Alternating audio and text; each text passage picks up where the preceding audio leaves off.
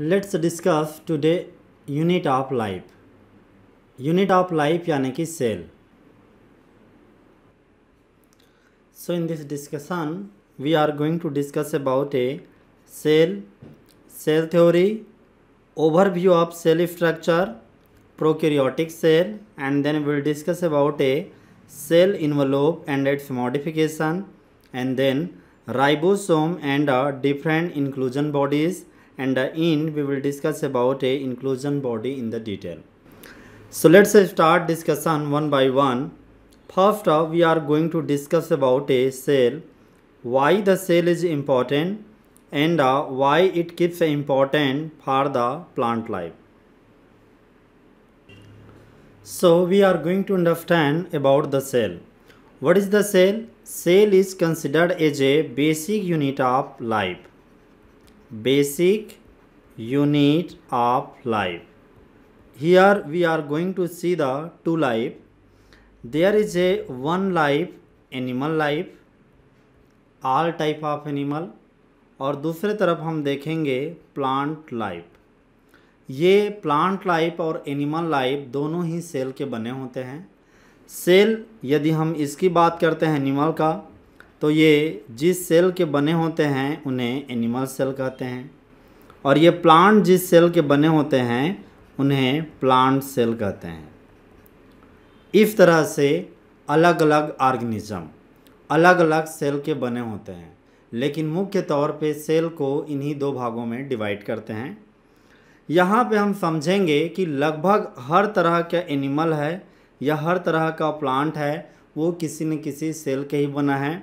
भले ही सेल के आधार पे प्लांट को हम या अदर किसी भी लिविंग ऑर्गेनिज्म को हम अलग अलग क्लास में डिवाइड कर सकते हैं। कुछ एनिमल सेल नंबर के आधार पे यूनिसेलुलर कहलाते हैं। यूनिसेलुलर जैसे यहाँ पे आप देख रहे हैं बैक्टीरिया, इसके अतिरिक्त अमीबा और पैरामीशियम, यूग्लिना, ये सारे यूनिसेलुलर में आते हैं। इसके अतिरिक्त जितने भी प्लांट हैं, बड़े एनिमल हैं, कई सारे फंजाई हैं, ये मल्टी सेलुलर ऑर्गेनिज्म की गिनती में आते हैं। ये याद रखना है आपको।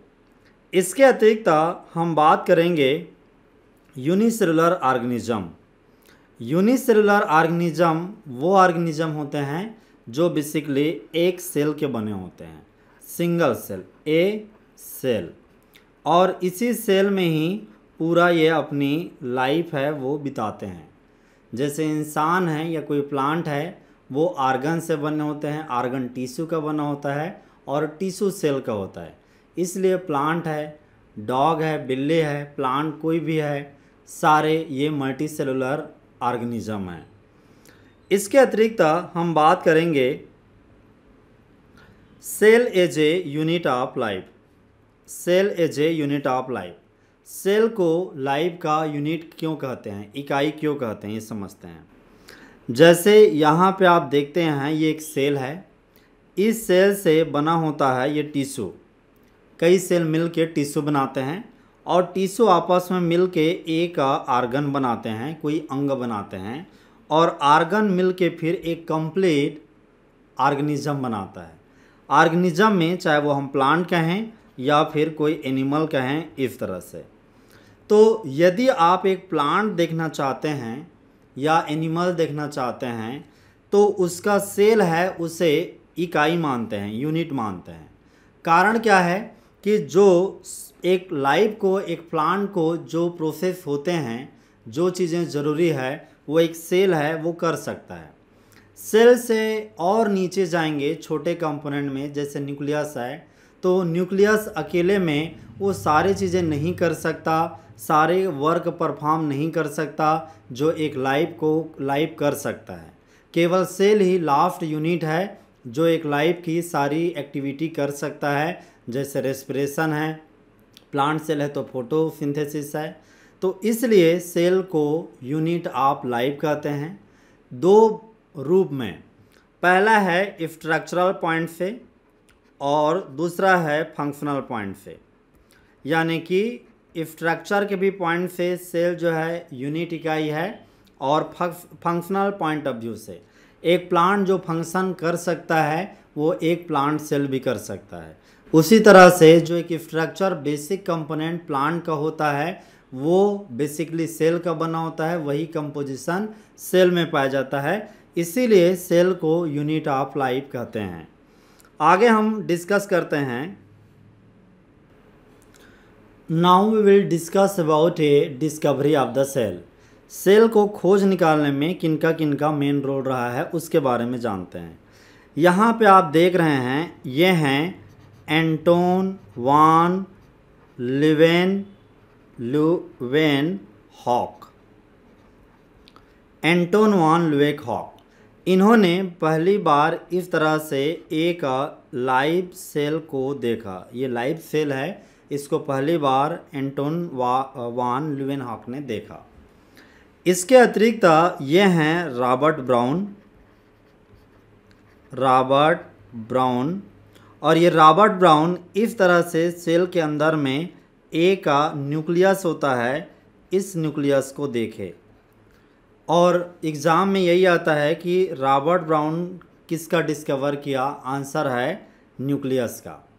हम न्यूक्लियस के बारे में डिटेल में जानेंगे, लेकिन सेल में न्यूक्लियस एक तरह का ब्रेन का काम करता है।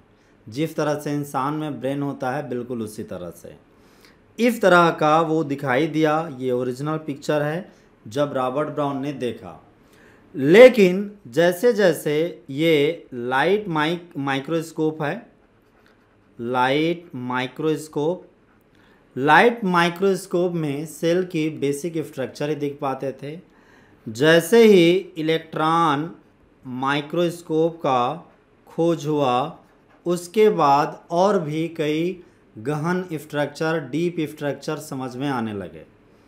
हम जानते हैं कंट्रीब्यूशन ऑफ रॉबर्ट हुक है जिनको कई क्रेडिट जाता है। रॉबर्ट हुक वो व्यक्ति हैं जिन्होंने 1565 में किताब लिखा। ये किताब है, नाम क्या था, माइक्रोग्राफिया। किताब का नाम है माइक्रोग्राफिया। ये किताब लिखा, किस आधार पे किताब लिखा, इन्होंने जो काम किया था, ये बेसिकली ब्रिटिश मैन थे, इंग्लिश मैन थे। इन्होंने इसी 1565 में बेसिकली एग्जामिन किया इसे। ये क्या है, तो ये है फ्लाइस ऑफ कॉर्क। इसे एग्जामिन किया और ऑब्जर्व किया कि इसमें कई तरह के छोटे छोटे बॉक्सेस हैं। यहाँ पे बॉक्सेस हैं और ये बॉक्सेस किससे मैच कर रहे थे, they were looking like a honeycomb. Honey यानी कि मधुमक्खी का छत्ते जैसे ये लगने लगते थे, तो बेसिकली इसीलिए इसे हनी कॉम कहा था और बाद में इसे ही सेल कहा था। एग्ज़ाम के हिसाब से आपको याद रखना है कि Robert Brown is a person who basically gave the term cell, और सेल की डिस्कवरी का भी क्रेडिट इसी को जाता है।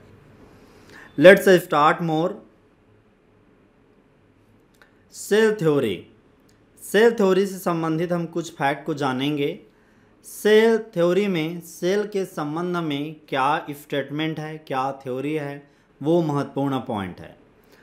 प्लांट सेल के बारे में पहले बात करते हैं। यहाँ पे आप देख रहे हैं, ये हैं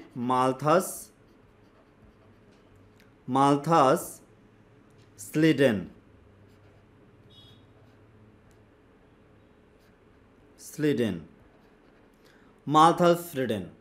इन्होंने 1838 की टाइम है, 1838 में, और कहाँ के रहने वाले थे, he was from the Germany, और जर्मनी के ये बॉटनिस्ट थे।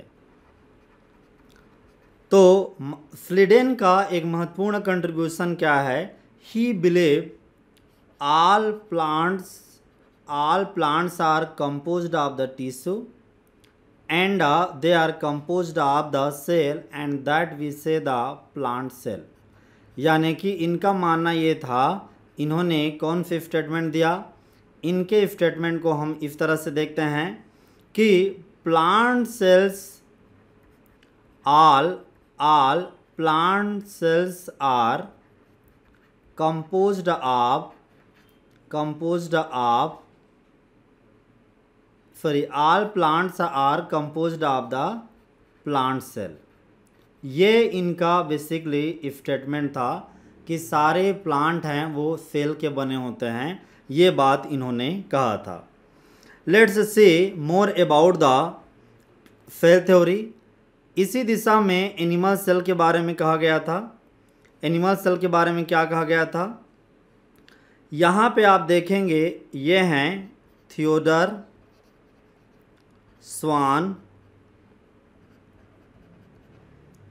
इन 1839 he said a one statement, all animals are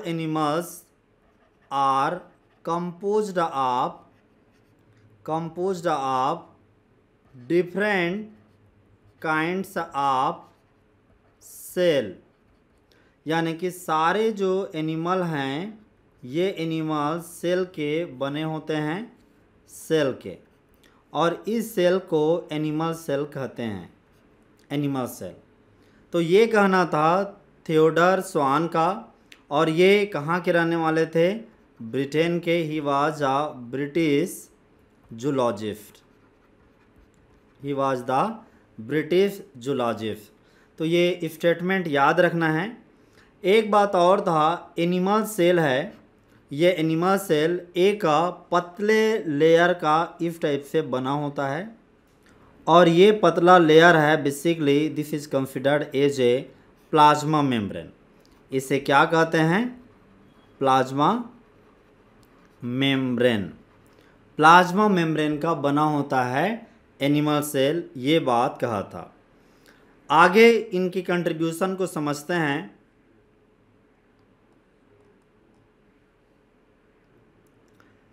स्वान, जिन्होंने, ये स्वान हैं और इन्होंने कहा था एनिमल सेल के बारे में, एनिमल सेल के बारे में कहा था, लेकिन इनका एक और भी कंट्रीब्यूशन है। He talked about the plant cell too, plant cell के भी बारे में कहा था, और प्लांट सेल के बारे में स्पेसिफाई करते हुए कहा था कि प्लांट का सेल इस तरह से कुछ स्पेशल स्ट्रक्चर कंपोनेंट का बना होता है। इसे बेसिकली कहते हैं सेल वॉल, इसे कहते हैं सेल वॉल। सेल वॉल को एक स्ट्रक्चर के रूप में देखेंगे तो ये बाहर का जो स्ट्रक्चर है यही सेल वॉल है। और बोला था कि प्लांट में, किसी भी प्लांट में सेल वॉल है वो यूनिक स्ट्रक्चर होता है, unique structure is the cell wall, क्योंकि वो एनिमल सेल में नहीं पाया जाता। इसने एनिमल सेल पे भी काम किया था और प्लांट सेल में भी, इसलिए ये कहने में सक्षम हो गया। इसके अतिरिक्त स्वान ने एक और हाइपोथेसिस की, ओवरऑल इसने कंक्लूजन निकाला। Schwann says all animal and plant bodies are composed of or made up of cell. तो इन्होंने दोनों काम के आधार पे कह दिया कि प्लांट और एनिमल का शरीर है वो सेल का बना होता है। इसी दिशा में एक और महत्वपूर्ण बात जानते हैं। सेल थ्योरी का क्रेडिट है जो कहता है कि ऑल प्लांट है या एनिमल है उसका शरीर सेल का बना होता है। इसका क्रेडिट दोनों को, ये स्लीडेन है, स्लीडेन और ये स्वान है, इन दोनों को जाता है। दोनों ने ही कहा कि एक तरह से इनका बेसिक रोल था कि प्लांट का शरीर प्लांट सेल का बना होता है और एनिमल का शरीर एनिमल सेल का बना होता है, ये कहना था स्वान का। आगे हम बात करेंगे इसी में रुडोल्फ विर्चो की बात। रुडोल्फ विर्चो, इनका क्या कंट्रीब्यूशन है बेसिकली रुडोल्फ विर्चो का, तो ये हैं रुडोल्फ विर्चो, और इन्होंने एक थ्योरी दिया था, कॉन्सेप्ट दिया था, उसे कहते हैं ओमनिस सेलुला इज सेलुला। इसका क्या मतलब होता है इसका मतलब होता है, पहला इन्होंने कहा था कि सेल, ये जो सेल है ये डिवाइड होता है और इस तरह से दो अलग अलग सेल में बनेगा। पहला इन्होंने कहा था सेल डिवीजन की बात कहा था कि सेल डिवाइड होता है। और बेसिक कॉन्सेप्ट इनका क्या है कि इनका मानना था कि सेल प्री एग्जिस्टिंग सेल का ही बना होता है। Cells are formed of pre existing cell, पहले से जो सेल रहता है उसी का बना होता है। इसी स्टेटमेंट को ओमनिस सेलुला ई सेलुला कहते हैं, यानी कि सेल का निर्माण पहले से प्रेजेंट सेल से, ओमनिस यानी कि पहले से विद्यमान सेल से ही सेल बनता है, ये कहना था रुडोल्फ विर्चो का। रुडोल्फ विर्चो ने सेल थ्योरी जो फ्लीडेन एंड स्वान ने दिया था, इस सेल थ्योरी को मॉडिफाई किया, ही मॉडिफाई, और मॉडिफाई करके बेसिकली दो बातों को क्लियर कट कहा कि all living organism are basically composed of the cell and a product of cells। सारे जीव जंतु या तो सेल के बने होते हैं या सेल के प्रोडक्ट के बने होते हैं।